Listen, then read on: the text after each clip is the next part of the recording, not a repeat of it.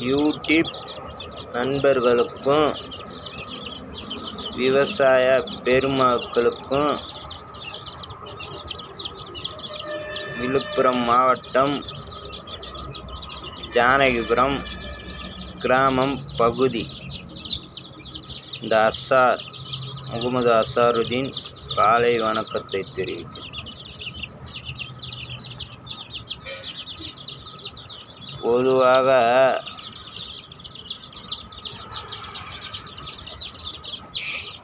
கோழி வளர்க்குறவங்களுக்கு இந்த பதிவு. நீங்கள்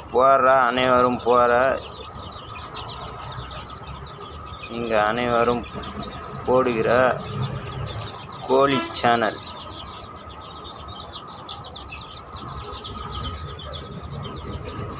நானும் பொதுவாக பார்க்குறேன். என் மேலே தப்பு இருந்தால் மன்னிச்சுக்குங்க. நான் சொல்கிற கருத்து பிஸ்மில்லா நாட்டுக்கோழி பண்ணை காலை வணக்கம். பொதுவாக ஒரு கோழின்னு எடுத்துக்கினா வீட்டில் எல்லாம் திட்டுவாங்க.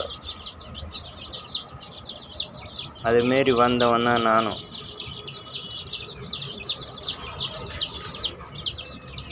இதுக்கு படிக்கணும்னு அவசியம் இல்லை. ஒரு கோழி வளர்த்தாலே போதும். அதே ஜென்ரல் நாலேஜ், அடுத்த கட்டம் நம்ம என்ன ஸ்டெப் எடுக்கிறதுன்னு எல்லாம் அதே சொல்லித்தரும். ஆடம் தான் நம்மளுக்கு.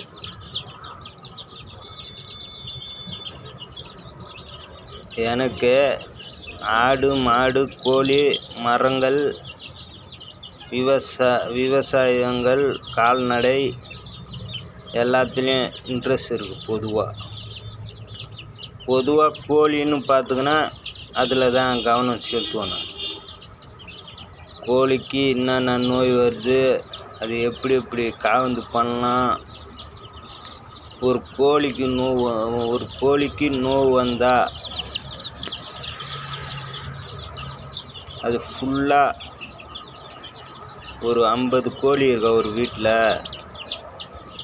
ஒரு கோழிக்கு நோவு வந்தால் 49 கோழி அட்டாக் ஆயிரும். ஆனால் இந்த 49 கோழியை எப்படியாச்சும்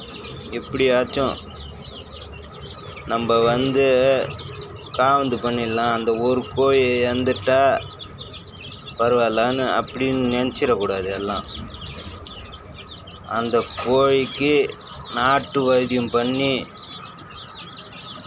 பொதுவாக இந்த நாட்டு வைத்தியம் தான் நான் யூஸ் பண்ணுவேன். ஹாஸ்பிட்டலுக்கு போக மாட்டேன், ஊசி போட மாட்டேன். நாட்டு வைத்தியம்தான். ஜீரக தண்ணி, கோழிக்கு உடம்பு சரியில்லைன்னா ஜீரக தண்ணி, சுட தண்ணி. கோழிக்கு ரொம்ப முடியாத கட்டத்தில் இருக்குதுன்னா, அதாவது இப்போ கொரேசா வைரஸ்னு சொல்லுவாங்க. கருன்னு இழுக்கும் தொண்டையில். அதுக்கு நீங்கள் சுட தண்ணி 2 நாளைக்கு வச்சு ஊற்றுங்க. அப்புறமேட்டு இந்த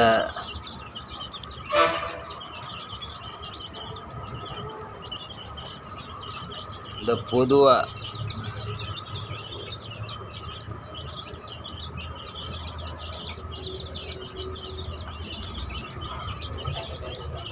கேவுருன்னு சொல்லுவாங்க. கேவுரை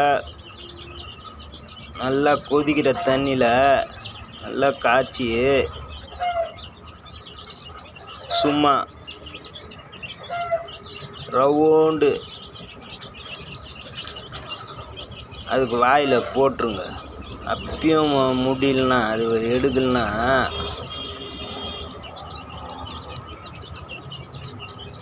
கேவுரு, சுடு தண்ணி கொஞ்சம் கொஞ்சமாக சும்மா லைட்டாக 4 கரண்டி தான் கொடுக்கணும். அதுக்காக அதிகமாகவும் கொடுக்க வேணான்னு நான் சொல்ல. பொதுவாக என் உள்ள மனசில் உள்ள கருத்து நான் உங்ககிட்ட சொல்கிறேன். 1. 2வது, அதுக்கு எங்கே அடிப்பட்டாலும் அந்த கோழியை தனிமைப்படுத்தணும். ஏன்னா இது மூக்கை வச்சு அதுக்கு அந்த காயத்துக்கிட்ட கொத்திச்சுன்னா அப்படியே பரவும். அந்த கோழிக்கு உடம்பு சரியில்லாமல் போகும்.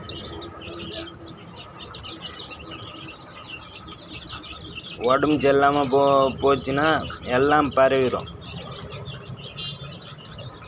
தனிமைப்படுத்தணும் அந்த கோழி. 3வது சுத்தமான தண்ணி வைக்கணும். அதுக்கு வெளி மேய்ச்சலில் விடக்கூடாதுன்னு நான் சொல்ல வரல.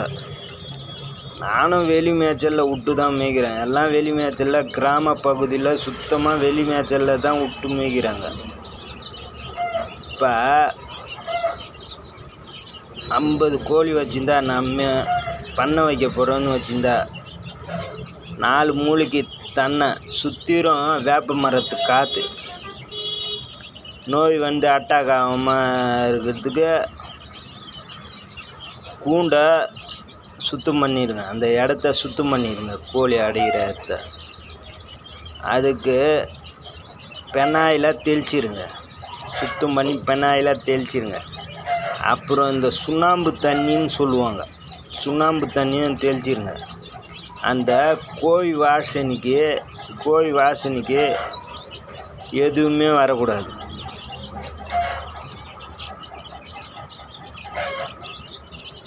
கோழி வாசனைக்கு அந்த கோழி துர்நாற்றத்துக்கு எதுவுமே வரக்கூடாது. 2வது,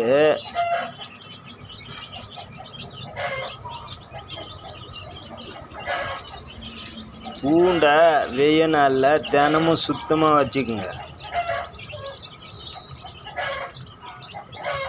கூண்டை சுத்தமாக துர்நாட்டம் உங்களுக்கு அடிக்கிற மாரி தெரிஞ்சால் அந்த கூண்டை சுத்தம் பண்ணி வேப்பலைன்னு சொல்லுவாங்க. இந்த வெய்ய நாளைக்கு வேப்பலை தான் குளிச்சு கூண்டை சுத்தம் பண்ணின்னு அதை உருவிட்டு. பொதுவாக இது கிராம பகுதியில் தான் கிடைக்கும். ஆனால் சிட்டியில் இருக்கிறவங்களுக்கு கிடைக்காது.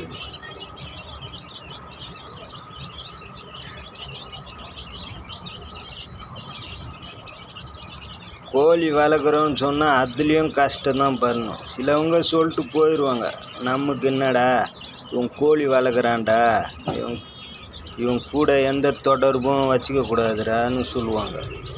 இவன் கோழி வளர்க்குறாங்களா, உங்கள் வீட்லேயே யாரும் மதிக்கலைன்னு சொல்லுவாங்க. பொதுவாக தான் சொல்கிறேன். ஆனால்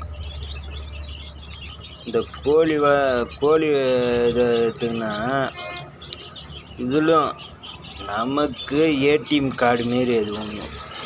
இது ஏடிஎம் கார்டு மாரி எப்போ வேணாலும் காசு எடுத்துக்கலாம். இதில் நமக்கு செலவு இருக்க மாரி இருந்தால் ஒரு கோழி 400 ரூபா 500 ரூபா போகுது. அந்தந்த சீசனுக்கு ஒரு இப்போ ஆடி மாதம்னு வந்தால் விசேஷ நாள்னு வந்தால் 600 ரூபா 700 ரூபா விற்றுலாம் பொதுவாக. ஆனால் எடை போட்டால் 1 கிலோ 2 கிலோ தகனம் வரும். அதனால்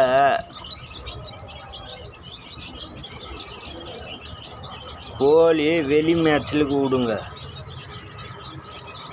நல்லா குளிர்ச்சியான ஐட்டத்தை வெய்ய நல்லா கொடுங்க. அதான் சொல்லுவோம். இந்த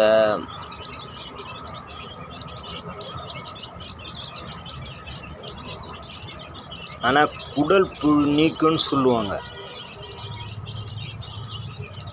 பொதுவாக.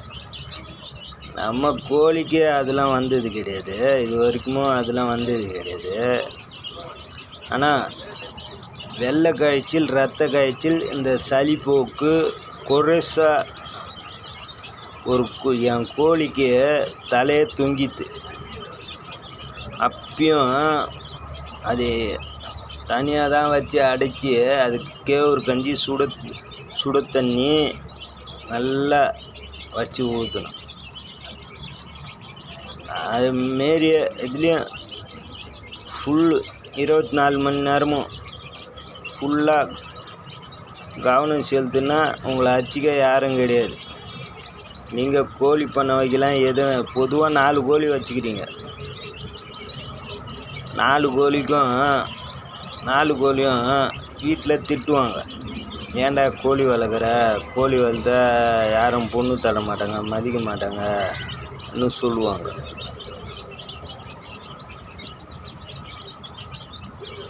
ஆனால் கால்நடை விவசாயம் அவங்களுக்கு காசுன்னு அவங்களுக்கு தெரியல. இப்போ நான் ஆசைக்காக தான், எல்லாம் ஆசைக்காக தான் வளர்க்குறோம். கோழி பொறுத்தளவுக்கு, ஆடு பொறுத்தளவுக்கு எல்லாம் ஆசைக்காக தான் வளர்க்குறோம். ஆனால் அதே பெரிய பிஸ்னஸாக ஆகிப்போகுது. இன்னும் அடுத்தடுத்த வீடியோவில் இன்னும் மருந்து போடலாம்.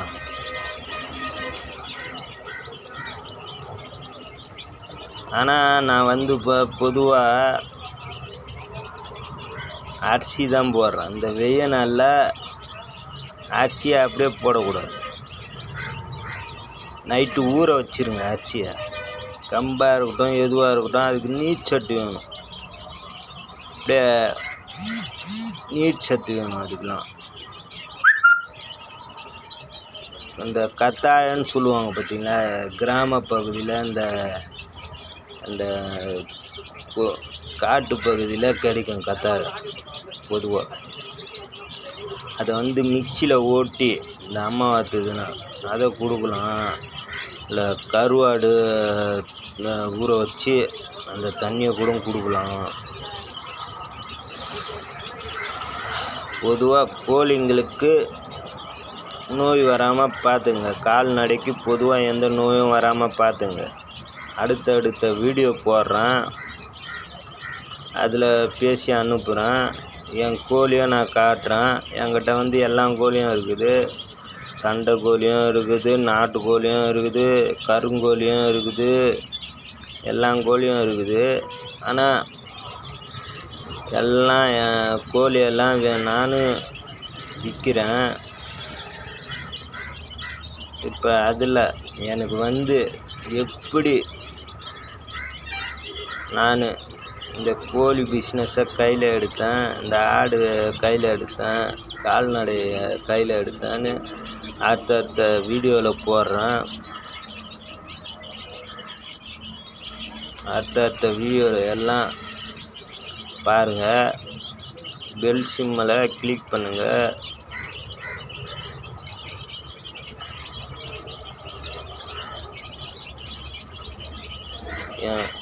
நான் என்ன தப்பாக சொன்னேன்னா கோழியை பற்றி கமெண்ட் பாக்ஸில் அனுப்புங்க. லைக்கை போட்டு விடுங்க. மறக்காமல் பெல் சிம்பிளை தட்டி விடுங்க. உங்கள் ஆதரவு எனக்கு தேவை. நன்றி, வணக்கம். விடைபெறுகிறேன். பிஸ்மில்லா நாட்டுக்கோழி. அனைவருக்கும் நன்றி.